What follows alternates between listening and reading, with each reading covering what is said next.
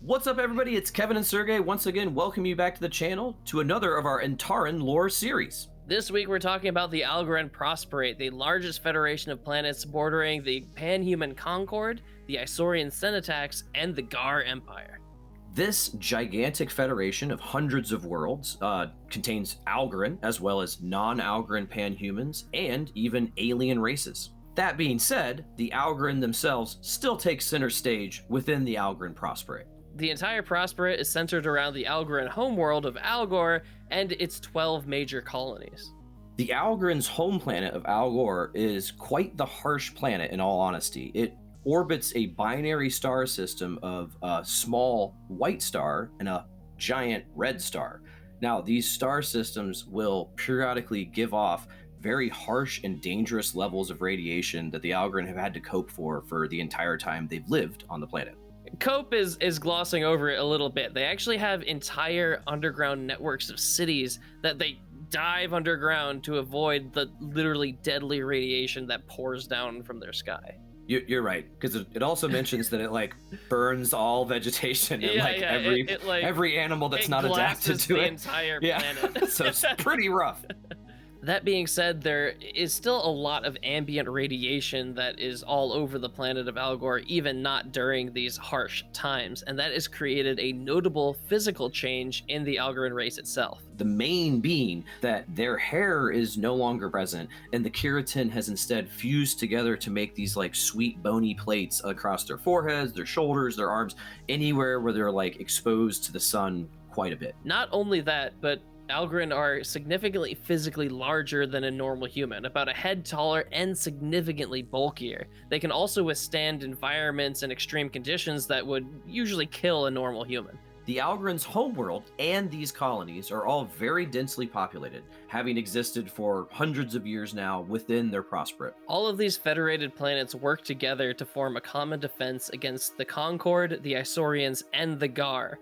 The reason why the Algoryn often form the spearhead of their military incursions is because the Algoryn as a race themselves have been for hundreds of years fighting a battle of self-preservation as they've grown into the Prosperate Greater against the two Imtel societies as well as the ever-present Gar incursions into their territory. This waging of constant war has had a notable effect on Algoryn society in that it is completely structured around the military. The Algoryn society is then further subdivided into a rigid caste system in which there are 5 castes referred to as ledgers. These ledgers are the Optimate Ledger, the Vector Ledger, the Founder Ledger, the Servile Ledger, and the Base Ledger. The first ledger, the Optimate Ledger, is essentially made up of generals and the Algoryn High Council. This is the ledger that's making most of both militaristic and societal decisions for the Algoryn Prosperate.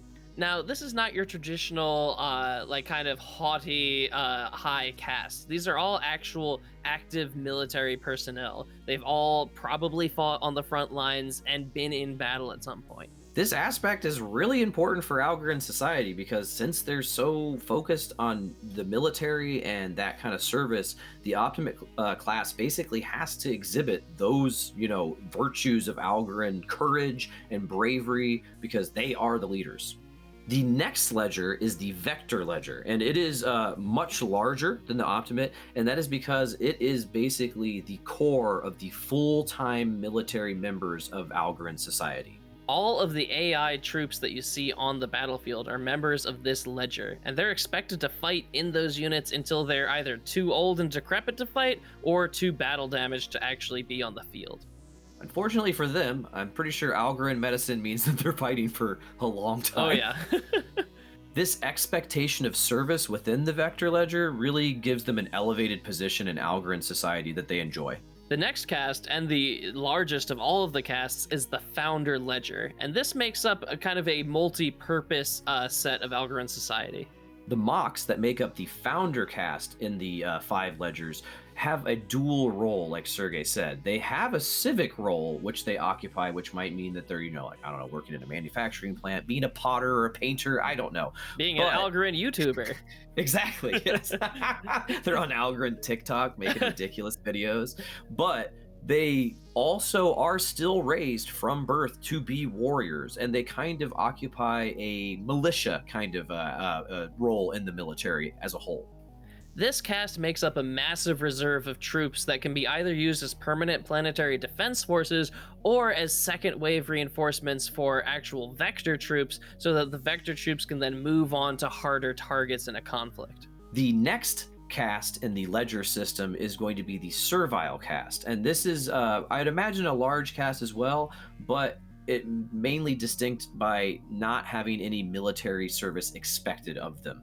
These are your slice of life Algorin. They are out there sweeping floors, taking tickets at the movie theater, serving you Algorin ice cream, and doing all the things that actually make a society run while the warriors are off fighting. It's also important to note that this is the caste where kind of like the research and development teams of Algoryn society also exist. And while they're not really super highly respected because of the fact that they don't really serve in the military, the servile caste itself still takes its role incredibly serious and is honor bound in what it does.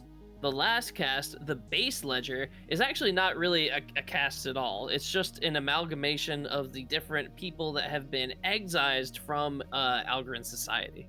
This casteless group of Algoryn is basically made up of like criminals and families that have been shunned for whatever reason, and they're kind of just forced to like eke out this horrible existence on the edge of Algoryn society.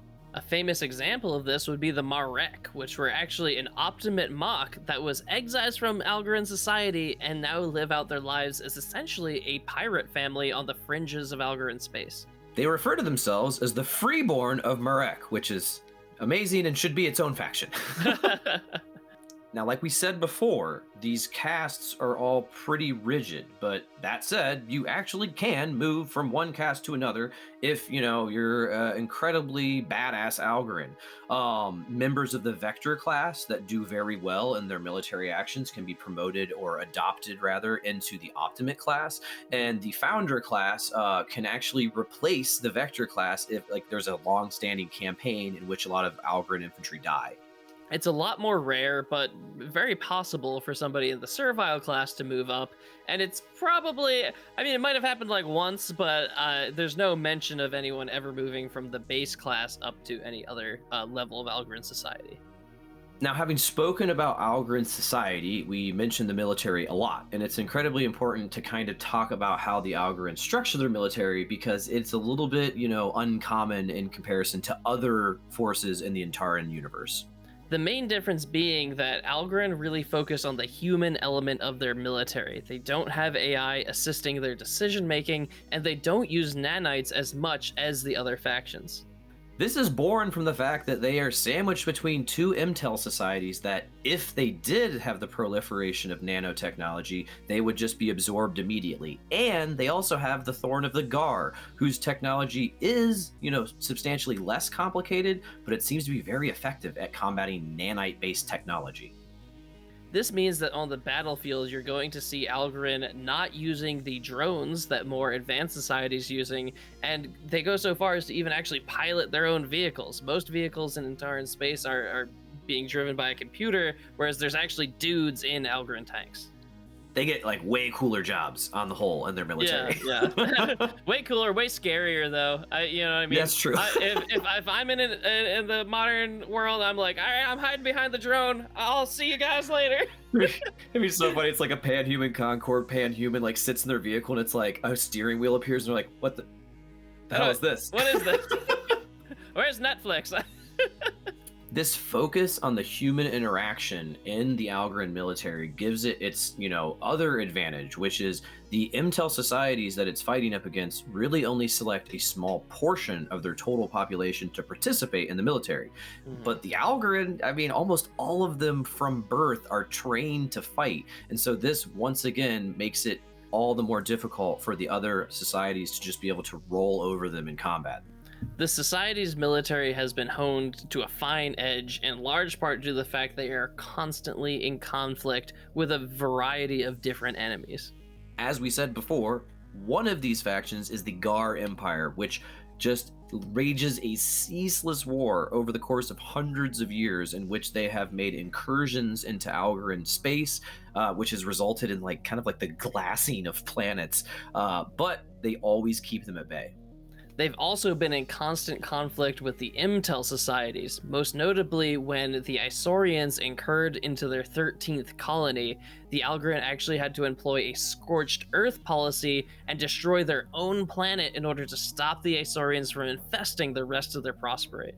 That's how committed the Algoryn military are to stopping the Imtel from getting into the core of their space. Extra hardcore.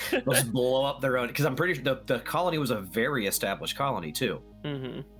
Now, this is not to say that all the Algorin do is fight. In the current time set that the game takes place in, they're actually relatively stable in their borders and have been able to expand a little bit, do some scientific exploration, and trade with other societies. Mostly with the Freeborn, but they also trade indirectly with the Imtel societies via the Freeborn as an intermediary. It is for these reasons that the Algoryn have forged themselves into one of the major factions in the current Antaran space. And with that, we conclude our overview of the Algoryn Prosperate. There's obviously a lot more that we can go into, but we're probably going to do that in further episodes. If you had any questions about the information we went over today, please leave them in the comments below. And anything else you want to talk about Algoryn related, we'd love to hear. If you want to help in our ceaseless war against the Imtel that is the YouTube algorithm, go ahead and like the video, share it with somebody who you think would want to see it, or maybe even somebody who you don't think would want to see it, and definitely don't forget to subscribe. And if you want to take an active role in supporting our channel, we ask that you join our Patreon campaign. It is the lifeblood of our channel and really helps us to produce this awesome content. Thanks for watching, keep an eye out for our future lore videos, and as always, we will see you on the tabletop.